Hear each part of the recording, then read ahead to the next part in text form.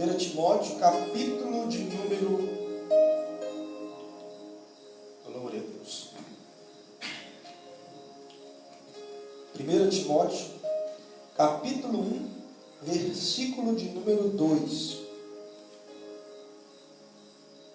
Está escrito assim: admoesto-te, pois, antes de tudo, que se façam súplicas, orações, intercessões e ações de graça por todos os homens, pelos reis e por todos que estão em eminência, para que tenhamos uma vida quieta e sossegada em toda a piedade e honestidade, porque isto é bom e agradável diante de Deus, nosso Salvador, que quer que todos os homens sejam salvos e venham ao conhecimento da verdade. Diga assim: sejam salvos e venham ao conhecimento da verdade.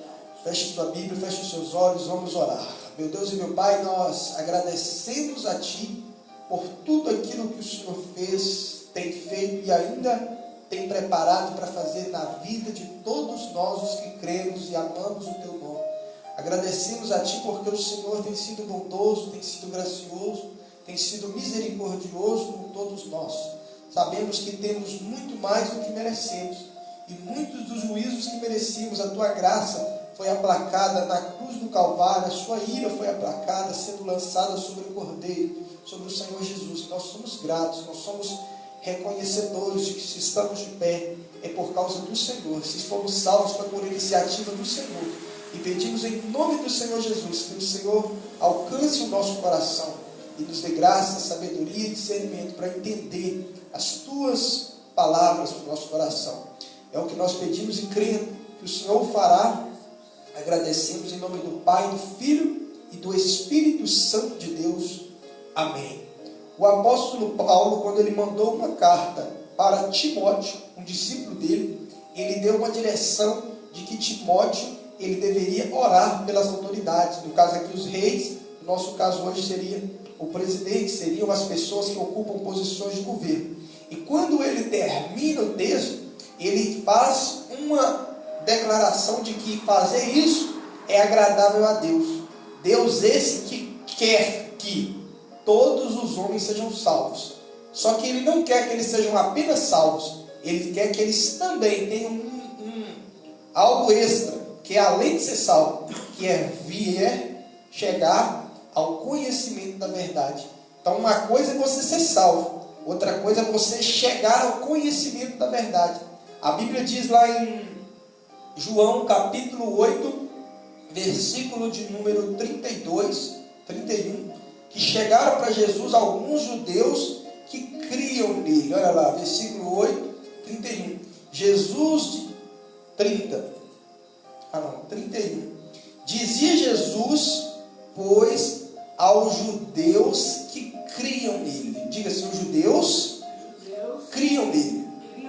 Então eles já criam nele. Então se já criam nele, a Bíblia diz que quem crê no Senhor Jesus será salvo. Olha o que Jesus diz para quem já cria nele: se vós que já creem em mim, permaneceres na minha palavra, verdadeiramente serei meus discípulos. Conhecereis a verdade. Olha lá, conhecer a verdade. Uma coisa é crer nele e ser salvo. Outra coisa é conhecer a verdade. Conhecereis a verdade e a verdade vos libertará. Então você vê que eles já criam nele. Se criam nele, o texto deixa claro que quem crê nele é salvo. Só que Deus não quer que a pessoa apenas creia nele. É bom, é importante demais. Mas Deus também quer que a pessoa conheça a verdade. Ela venha ao conhecimento da verdade. E o que acontece? Como que é isso na prática?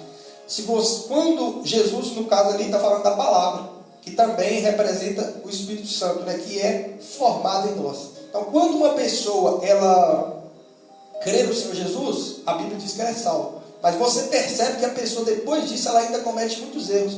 Ela comete muitas falhas, ela comete muitos pecados. Por quê? Porque ela ainda não conheceu a verdade. E detalhe, não é uma informação a verdade. A verdade é algo que tem que ser revelado. Por exemplo, se você chegar para uma pessoa cristã e perguntar para ela assim: você sabe que não é bom comprar e não pagar. É verdade ou não? Verdade, concordo. Mas das pessoas que vão responder que isso é verdade, que o certo é comprar e pagar, que é errado comprar e não pagar, de todos esses cristãos todos vão responder a mesma coisa. É isso mesmo. É certo comprar e pagar. É errado comprar e não pagar. Então quer dizer que ele conhece a verdade? Não. Você sabe se ele conhece essa verdade, é se ele tem o nome limpo. Se ele tem o costume de comprar e pagar. Porque o conhecer ali não é receber uma informação. É aquela informação se tornar uma verdade na minha vida. Eu posso falar com uma pessoa assim, por exemplo, vamos supor que eu fosse um pregador para casais. Aí eu sei que o casamento é o quê? Marido, Deus tem um papel para o marido, Deus tem um papel para a esposa. Se você perguntar para todo pastor, líder ou pessoas que têm conhecimento da Bíblia, se é certo, o que é certo sobre o marido e sobre a esposa, eles vão saber responder. Agora, se você for ver na prática a vida deles, você vai ver que às vezes não é de acordo com o que ele sabe. Por quê? Porque ele tem a verdade como uma informação, mas a verdade ainda não o libertou. Porque no dia que ela libertar, ele vai tanto pregar, como também vai viver. Então, isso aqui você pode colocar para qualquer área da vida. Você pode colocar isso aqui para qualquer área da sua vida. Você perguntar para um filho, olha, a Bíblia diz o quê? Filho o quê, pai e mãe? Honrar pai e mãe. Mas se perguntar para qualquer jovem cristão, filho que já é de idade maior, se é certo o filho honrar pai e mãe, ele vai dizer que sim. Ele tem a informação. Mas não quer dizer que ele conhece a verdade. Porque se ele tem o hábito constante de desonrar, é sinal de que ele não conheceu a verdade. Porque no dia que ele for liberto por essa verdade, honrar vai ser algo natural na vida dele. Vai ser algo que vai acontecer naturalmente. Não vai ter que ficar naquela luta, naquela dificuldade, nossa, eu queria honrar, não, mas vou honrar. Você está entendendo? Então, você crer no Senhor Jesus, você é salvo. Mas quando você permanece na palavra dele, meditando nela, buscando, orando ali, servindo a Deus, você vai conhecendo a verdade. E é conhecendo a verdade que a verdade vai te libertando. Pastor, como que eu sei qual o nível de libertação que eu tenho? Como que eu sei se eu sou liberto numa área? É fácil. Se naquela área você consegue acertar sem esforçar. Se você consegue acertar naturalmente. Se você faz assim naturalmente. Por exemplo, é uma verdade bíblica que tem que ser generoso. Que tem que abrir mão de parte dos seus recursos e semear, seja na obra de Deus, seja na vida das pessoas. Isso é uma verdade. Mas nem uma pessoa que é liberta pela verdade, ela tem prazer em fazer isso. Uma pessoa que está com o coração ali buscando a Deus, mas ainda não foi liberta, o que ela vai fazer? Ela vai dar, mas vai dar com aquele coração assim triste. Se esse dinheiro aqui eu não queria dar, não, mas a Bíblia diz que tem que dar, vou dar. O Jesus mandou, eu vou obedecer.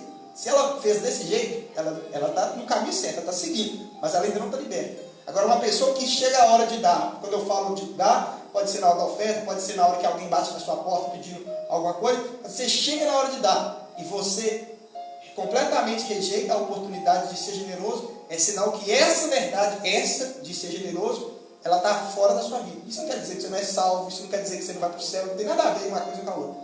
Uma coisa é você crer no caminho, Jesus. Outra coisa é a verdade, outra coisa é a Bíblia. Então, na proporção que você vai caminhando, você vai conhecendo a verdade. Eu falo aqui a verdade pregada, o Espírito Santo te convence. Se você aceitar mudar a mente para você abrir mão da sua verdade antiga para a verdade atual, o nome disso é arrependimento. O que é arrependimento? Mudança de mentalidade. Eu pensava que ser generoso era ruim, porque eu pegava o meu e dava, era ruim, era negativo. Mudei a minha mentalidade. É bom dar. Melhor coisa é dar do que receber. Qual é o nome dessa mudança de mentalidade? Arrependimento. Então Jesus nos chamou a quê? Quem está de fora? Creia. Quem já está de dentro? Arrepender. O que é arrepender? Aquilo da sua vida, que a informação está diferente de Jesus, diferente da palavra de Deus, você abre mão do seu pensamento e abraça o pensamento de Deus. E aí o que acontece? Você vai conhecer a verdade. Quando você conhecer a verdade, ela te libertará. E aí você não vai ter que se esforçar para ser. Por exemplo, vou te dar um exemplo meu. Quando eu tinha 17, 18, 19 anos, eu, como a maioria dos jovens, tinha problema com pornografia. O que acontece? Aí eu fui para a igreja. Aí eu chegava na igreja, orava, pedia a Deus ali, batizei e tal. Mas depois que eu eu ainda tive vezes que eu acessei. E eu falava, nossa, não vou mais e tal, e chorava e falava, Deus me dá graça. Se eu estava tendo que orar, pedindo Deus para me ajudar, é porque eu ainda não estava liberto. Mas eu já ficava ali, vencendo. Aí às vezes passava um tempo, passava um mês. Aí eu via de novo, falava, nossa, Jesus, misericórdia. Aí depois ficava 2 meses, só ia aumentando. Por quê? Porque eu estava sendo liberto. Hoje, eu não tenho essa luta mais, não é um negócio que eu fico orando, oh Deus me ajuda. Não tem, acabou. Por quê? Porque essa verdade, nessa área, aconteceu o quê? A libertação. Então, você quer saber se você está liberto numa área? É se você precisa ficar lutando com ela. Se você precisar ficar lutando, é porque não foi. Se você já tem vitória, já está tranquilo, você não precisa mais ficar toda semana falando, Deus, perdoa de novo, Deus, perdoa de novo, Deus, perdoa de novo. É porque você foi liberto. Se você precisar ficar pedindo perdão toda semana, é porque você não foi liberto. Se aquilo já se tornou uma vitória na sua vida, é porque a verdade já incorporou em você, e você já foi liberto pela verdade naquela área. Quem está entendendo, diga amém. Então você tem que, pastor, o que eu falo? Identifica as áreas da sua vida que não estão de acordo com a verdade e muda o seu pensamento para a verdade. O nome dessa coisa de mudar o pensamento é arrependimento. Arrependimento é isso, não é? Fiquei triste, oh, que tristeza, pequei. O nome disso não é arrependimento. Na Bíblia não. O nome disso é remorso, é alguma outra coisa. A palavra arrependimento na Bíblia significa mudança de mentalidade. Quando você muda mesmo, você fala, não, está tendo uma oportunidade de ser generoso, eu quero ser o primeiro a pegar. Aí você foi liberto naquela área do dinheiro. Está tendo alguém pisando no meu carro, a minha tendência já é deixar para lá. Então você foi liberto na área das picuinhas.